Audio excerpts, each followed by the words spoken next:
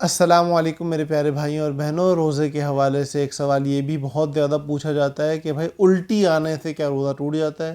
منہ بھر کے الٹی آتی ہے اس سے روزہ ٹوٹ جاتا ہے، تھوڑی تھوڑی الٹی آتی ہے اس سے روزہ ٹوٹ جاتا ہے، بلغم کی الٹی ہوتی ہے اس سے روزہ ٹوٹ جاتا ہے۔ تو یہ بہت ساری چیزیں ہیں جو پوچھی جاتی ہیں۔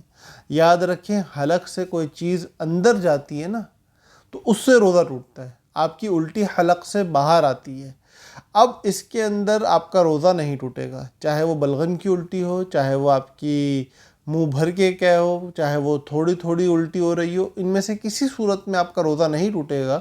روزہ ٹوٹنے کی صرف دو صورتیں۔ نمبر ایک، آپ نے حلق کے نیچے انگلی مار کے قے نکالی زبردستی، ایک تو اس سے آپ کا روزہ فاسد ہوگا۔ نمبر دو، آپ کی قے آئی، حلق سے اوپر آئی اور پھر آپ نے اندر نکل لی، اس سے آپ کا روزہ فاسد ہو جائے گا۔ یہ دو صورتیں ہیں کہ جس سے آپ کا روزہ فاسد ہوگا۔